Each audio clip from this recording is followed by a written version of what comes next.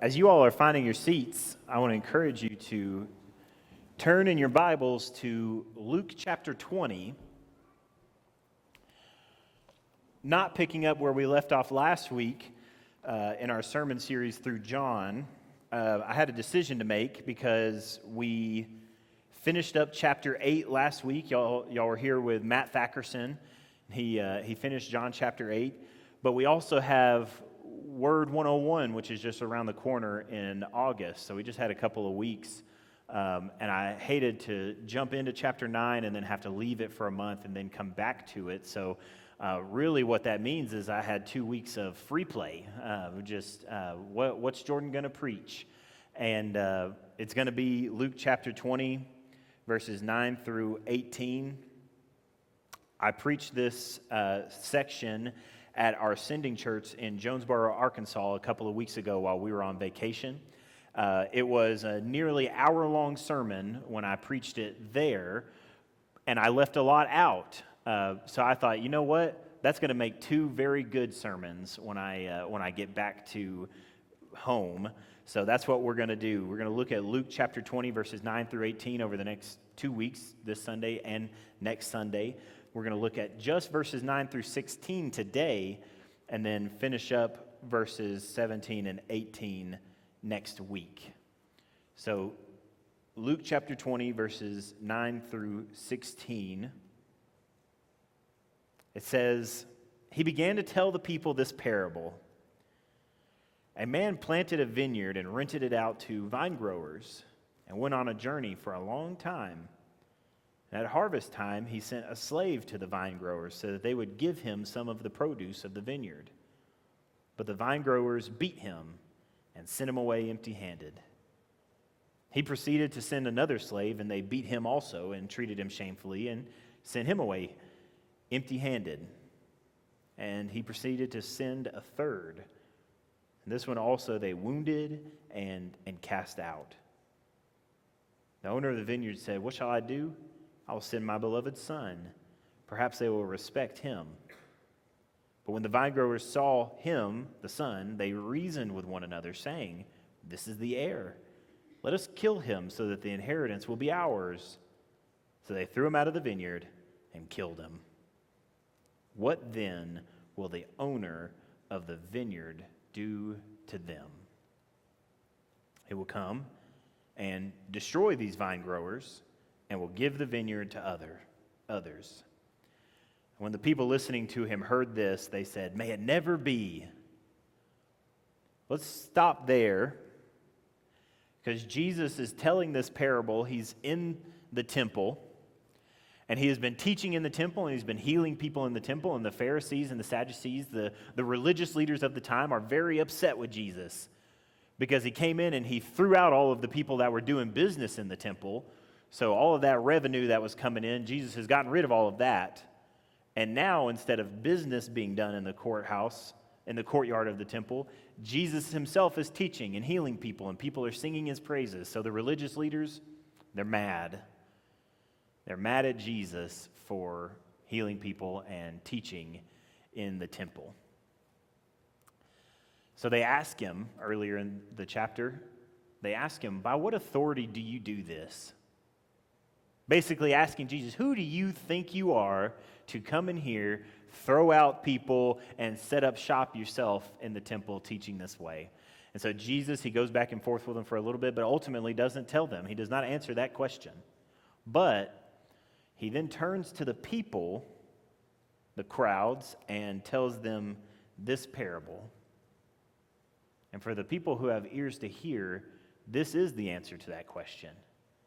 By what authority does Jesus throw people out of the temple and set up shop himself? Well, the answer is here in this section. We're going to get part of it today, part of it next Sunday, Lord willing. He tells this parable. And what this parable is for us, this is a parable that's really directed at the Pharisees. He's talking to the crowds about the Pharisees. So what does it mean for us? And what I think it means for us is that it answers the question which I hope you all come in with on a Sunday, which is, am I doing the right things? Am I behaving the way that the Lord wants me to behave? Am I living the way a Christian ought to live? Aren't those the questions that we want answered on a Sunday morning?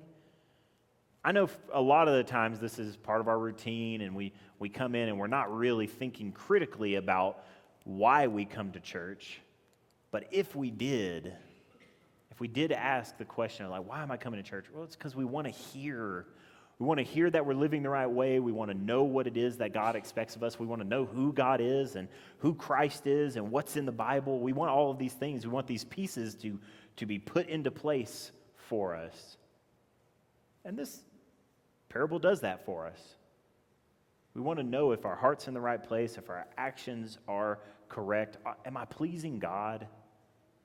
If you can't get an answer to that question on Sunday morning, then I don't know where you're going to get an answer to that question. Is God proud of me? Is an answer that we can get from these verses. Kind of in a negative way, because Jesus tells a parable about stewards, which God is decidedly not proud of. But we can draw conclusions from what we see here and answer that question for ourselves.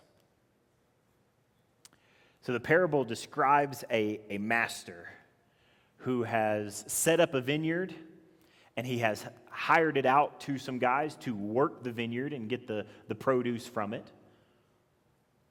And he has placed these people as stewards over his land, over his harvest, over his fruit. So the title of the message today is The Parable of the Terrible Stewards, because that's what this is really about. These are people who are decidedly not doing the things that they're supposed to be doing. So verse 9, it picks up, Jesus began to tell the people, a man planted a vineyard and rented it out to vine growers, and he went away on a long journey. And this right away tells us the way that our minds ought to work about this is that these guys do not have any claim on the land. You get that, right? It's his vineyard. He's rented it out, obviously, temporarily, and he's not there. But that doesn't mean that these people own this. And we could even take that idea and we could zoom way out with it and think about creation. That God himself, he created the earth, he created the land and everything that's in it. He created the sea and everything that lives in the sea. And actually, if you look up, you see all the stars and space, and however million miles away they are, God created all of that. And then he placed us as stewards over those things. Not that it's ours, or that we own it, or that we have any certain claim on any of it. God is the one that created it. It's his, but he put us as stewards over it. That's as big as I can make the idea of God's ownership, is all of creation. Look at Genesis chapter 1, verses 26 through 28. God says, let us make man in our image, according to our likeness, and let them rule over the fish of the sea and over the birds of the sky and over the cattle and over all the earth, over every creeping thing that creeps on the earth. And God created man in his image.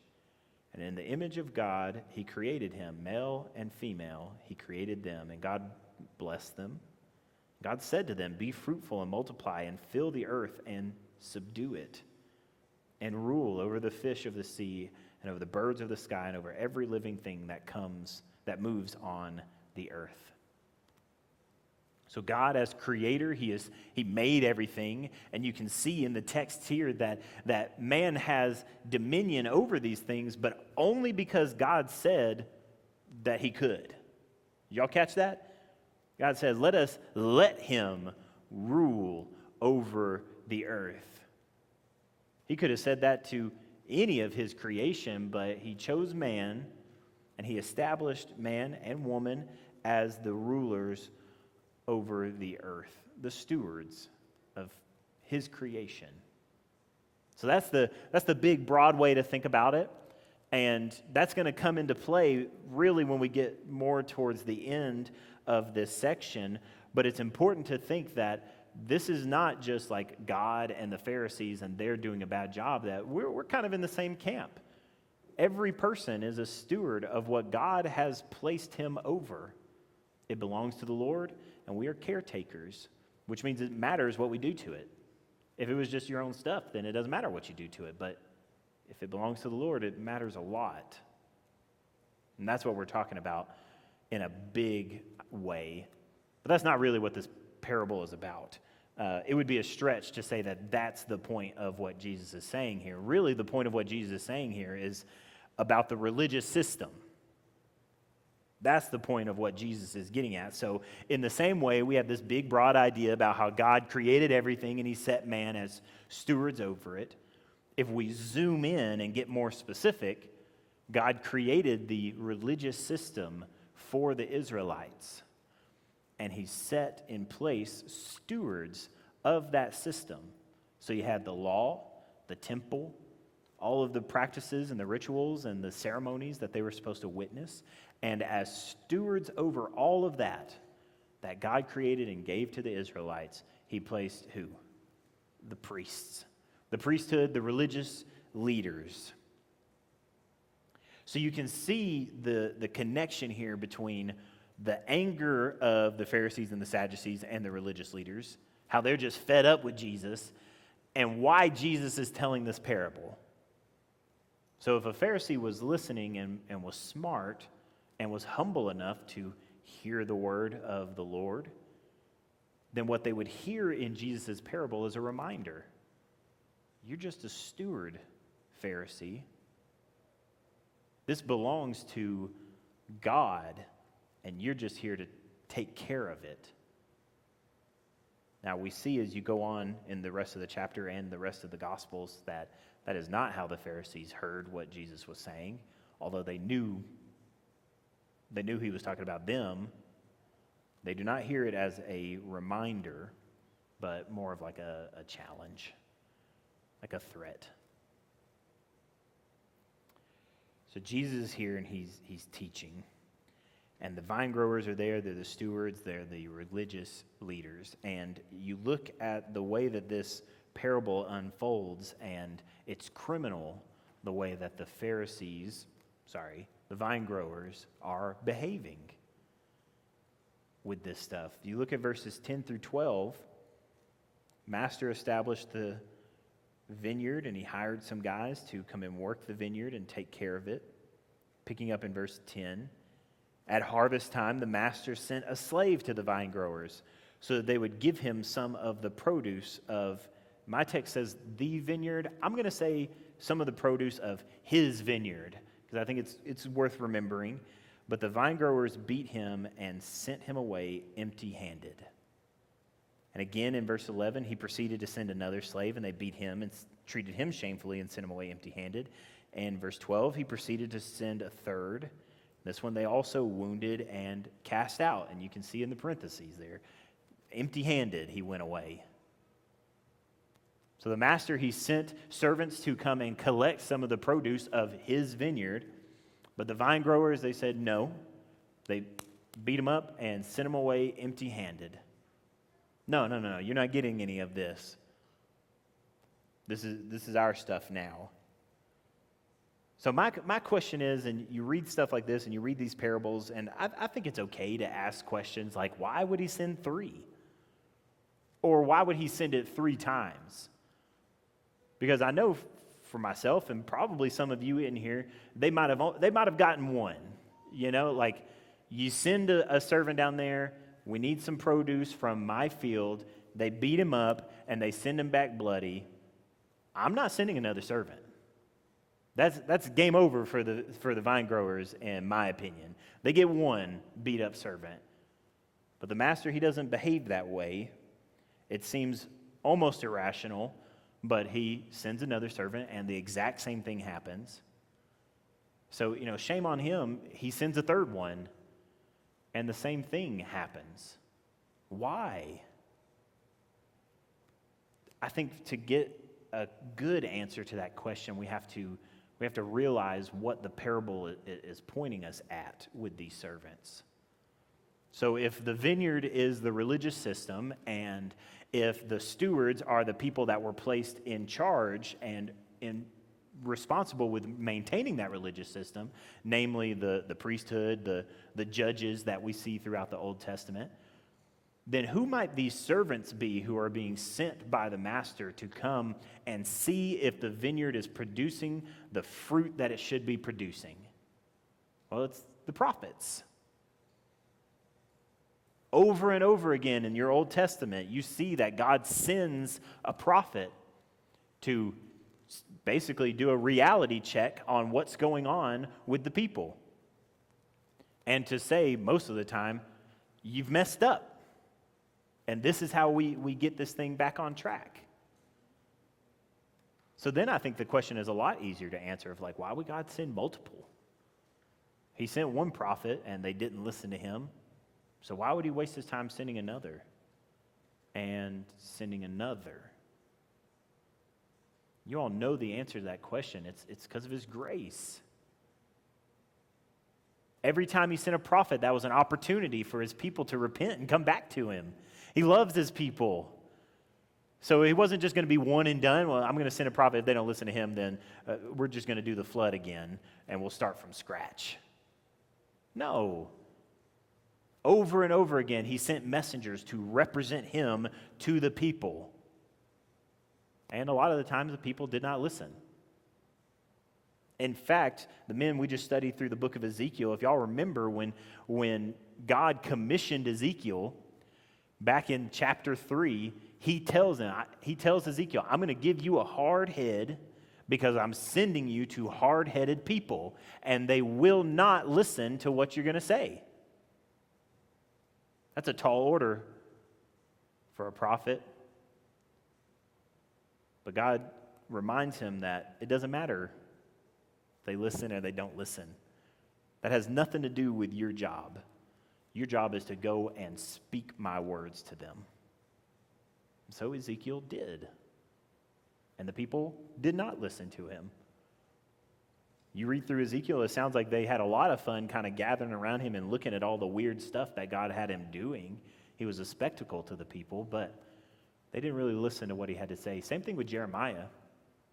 In Jeremiah chapter 42, this will give you a good chuckle in your quiet time this week. You just read Jeremiah chapter 42 and then the first verse of Jeremiah 43. Because the people make a big deal about coming to Jeremiah, kind of falling down and saying, what should we do, Jeremiah? We're surrounded by enemies. Should we retreat and go back to Egypt? Whatever you say, Jeremiah, we'll take as the word of the Lord, and we'll do it. So Jeremiah, he goes and he prays, and he comes back with a word from the Lord, and he says, do not, under any circumstances, leave. Do not go to Egypt. And in Jeremiah chapter 43, at the very beginning, the people are like, nobody listens to Jeremiah anyway. And they went to Egypt. That's what it was like. That's the equivalent of getting beat up and sent away empty-handed. The prophets, they come, they give the people a word from the Lord, and the people ignore it. We don't need to hear all that, Jeremiah, Ezekiel, Isaiah. Leave us alone. And that's what's happening here in the parable. And we know it all has to do with God's grace. There's a lot of destruction talk. You read through Ezekiel and Isaiah and all of those. There's a lot of talk of God's destruction. But you never go too long without the reminder that God is always with his people. He is always going to save them. He will always be with them. You never go too long without that reminder that this is an opportunity. Not, I'm going to destroy you and there's absolutely nothing you can do about it. It's, I'm going to destroy you because of your sin, but I will never forsake you. Your city might get burned down, the walls knocked over, and all of your gold and silver stolen and taken to another place, but I will never leave you. It was grace, grace, grace coming from the prophets, and that's what I see in these servants. First servant gets beat up, the master's like, okay, yeah. Gracious and patient, I'm going to send another servant. That one gets sent away empty-handed. Third time's a charm. Let me send another one down there. He gets sent away empty-handed. but it's a tough thing to hear, and it's a tough thing for a preacher to preach. But it is the point of this parable that grace isn't just indefinite, forever, always applied. There is a point at which it ends. And we see that point in the parable here. Verse 13, he says, the owner of the vineyard said, "What shall I do? I'll send my beloved son. Perhaps they will respect him." Now that act right there is one of immense grace. I'm going to send my son, a real representative of me, to go and collect my harvest. That's the greatest act of grace right there in verse 13. But we see from the parable that it's also the last. When the vine growers saw him, they reasoned with one another, saying, "Well, this is the heir. Let us kill him, so that the inheritance will be ours." They threw him out of the vineyard and killed him. So this last great act of grace, it comes. The sun is coming down the hill. The vine growers, they see him, and they know who it is. This is the heir. And they choose to kill him. They say, "Let us kill him so that his inheritance will be ours." So not only did they not treat the son better than they treated the servants, they actually treated him worse, didn't they? Because the servants, verse 10, 11, 12, they just got beat up and sent away empty-handed. But the son they killed. This is the heir. Let's kill him. So Jesus asked the question, what then, verse 15, will the owner of the vineyard do to them? That question carries with it all of the weight of finality. All of the weight. What will the master do to them? You think about the difference in the offenses here. They beat up the servants and sent them back. They killed the son. Think about a local business owner who has multiple employees. How different is the effect if you come in, you beat up a couple of his employees? He probably wouldn't like that. But it's very different than you killing his son, isn't it? Will, isn't it? He agrees. Will agrees. It's very different. So we see a sense of finality here.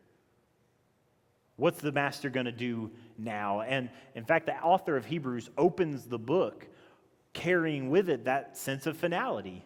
In Hebrews chapter 1, verses 1 through 2, listen to what it says. God, after he spoke long ago to the fathers in the prophets, multiple, in many portions and in many ways. You know what that verse 1 is talking about? Opportunity after opportunity after opportunity in the Old Testament. In these last days, God has spoken to us in his Son, and whom he appointed heir of all things, through whom also he made the world. You see it there in the text. Many prophets, many portions, many ways God spoke in the past. But now he has spoken through one, and that is his Son. The author of Hebrews says, in these last days, which means, I think, there aren't going to be any more messages. He is now speaking to us in the Son, and I wonder how he's going to speak to us next. No, he used to speak through the prophets. Now in these last days, he has spoken in his Son. No more messages, no more opportunities, no more grace, except what you have in the Son. And that's what we're seeing here in this parable. Because Jesus asked the question, what's the master going to do now? The vine growers, they killed the son. What do you think the master is going to do? Church, what do y'all think? I think you'd have to be silly to think that the master is going to say, well, I guess I'll send another servant. They killed my son, but I still haven't got my produce. No. Verse 16 says, he will come and destroy these vine growers and will give the vineyard to others. This is important because you notice that the master himself comes. The final response of the master is not to send anybody else, but to himself come down. And what does he have on the agenda when he gets to the vineyard? Destruction for the people who killed his son. That's what's going on there. And then it says, he will give the vineyard to others. Now, who is this others that the master is going to give the vineyard to after he destroys the terrible stewards?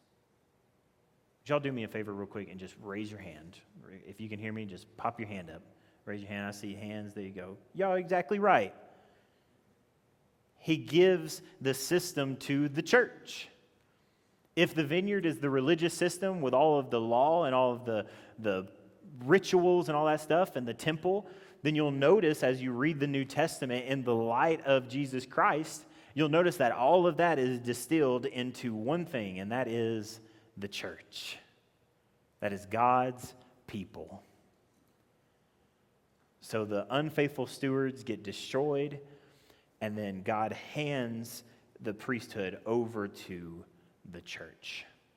And I don't just mean like the pastors and the singing and all the stuff that we do. I mean you. It's been given to you. You are now the steward. You are the one that the master has placed. The reason that this parable matters so much to us is because it's a warning to the new stewards. The previous stewards were awful, criminal, and they were destroyed, removed. And now in these last days, God has established new stewards in his church. 1 Peter chapter 2, verses 9 through 10 picks up on this. He says, you are a chosen race, a royal priesthood, and a holy nation, a people for God's own possession, so that you may proclaim the excellencies of him who has called you out of darkness and into marvelous light. For you were once not a people, but now you are the people of God. At one time you had not received mercy, but now you have received mercy. That's you he's talking about. That's you that have been built together as a royal priesthood. Not those terrible stewards. You guys are now the ones that are responsible for the master's work. So God has given the system to us. There is a certain fruit that he expects us to produce. That's the whole point of being a steward and working the land. We actually see it there in 1 Peter chapter 2, verse 9. He says, so that you may proclaim the excellencies of him who has called you out of darkness. So if you're wondering, am I doing the right things? Am I living up to the expectation that God or the Bible has for me? Then we can answer that question by realizing that, one, we're stewards, that we don't own anything. There's absolutely nothing that we came into the world with, and there's nothing that we're going out of the world keeping. We're just stewards in a very basic, practical sense.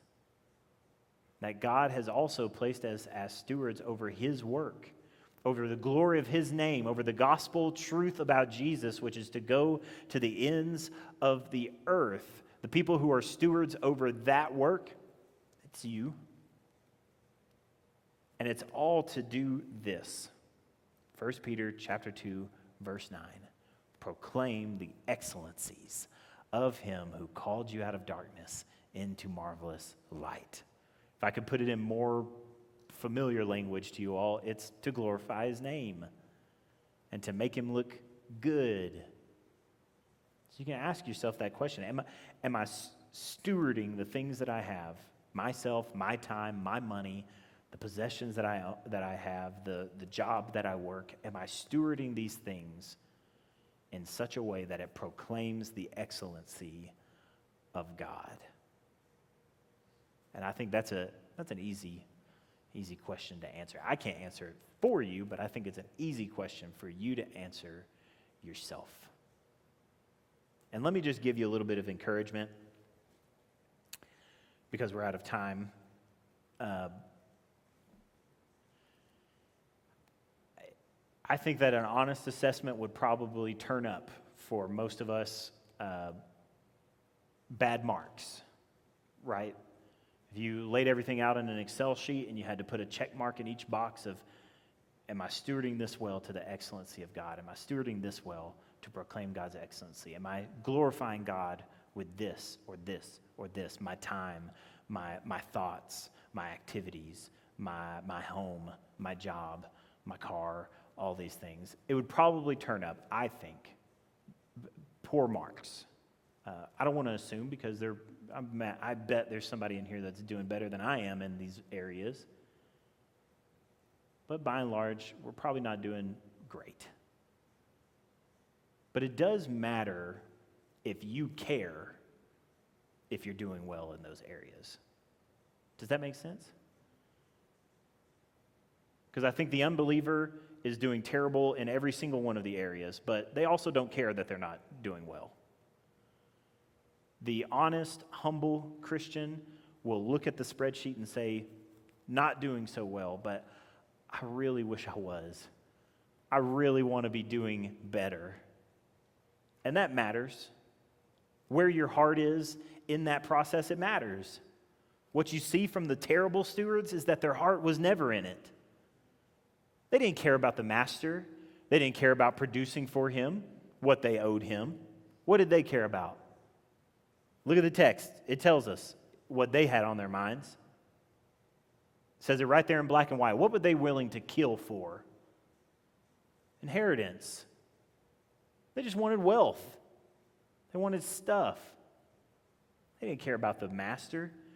They wanted stuff for themselves. Their heart was never in it. We just didn't realize it until the servants started showing up and asking for the produce.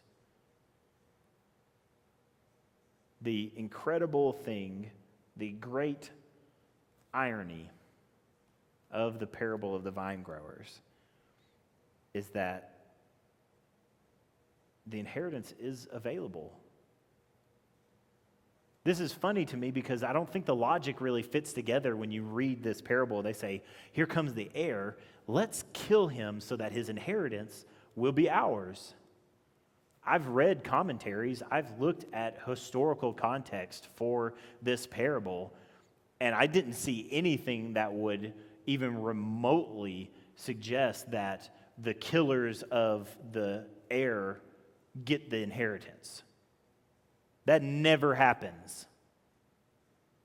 So they're completely off base with their thinking, but the reality is that if you accept the Son, if you say, all of this is yours, I'm just a steward, here it is, Christ, then Ephesians chapter 1 tells us that we have an inheritance. You don't get it from turning your back on Christ, but when you accept Christ, the inheritance is yours. We become fellow heirs. The sadness of sin is that it lies to people. It promises so many things that it can never deliver, while also blinding them to the truths that will deliver the exact things they desire if they would just turn to it. That's what happened with the terrible stewards. All they cared about was the inheritance, so they killed the one person that could give it to them. Let's not be stewards like that. Let's care about God. Let's care about his stuff, which he has placed us as stewards over. And I think if you do that, you're going to find that you'll never lack a thing. Stan and Trinity are going to come and close us with some music. Next week, we're going to finish up that section in Luke chapter 20 where Christ begins to talk about the cornerstone. And I'm so excited about this. It's a great picture that is hard for us to grasp because we don't really use cornerstones anymore, and even if we did, we're not architects, like this is not something that we work with all the time, but it is a wonderful picture, and it ties so perfectly together with this parable. I'm very excited to look at it, but as we close this week, I feel like I've said it already. Even if you're not doing great, the fact that you care to do better, God loves that. So as we close with a time of reflection, maybe you're being brutally honest with yourself and you're like, I don't care. I'm not being a good steward, and I don't care. This is a good time to fix that.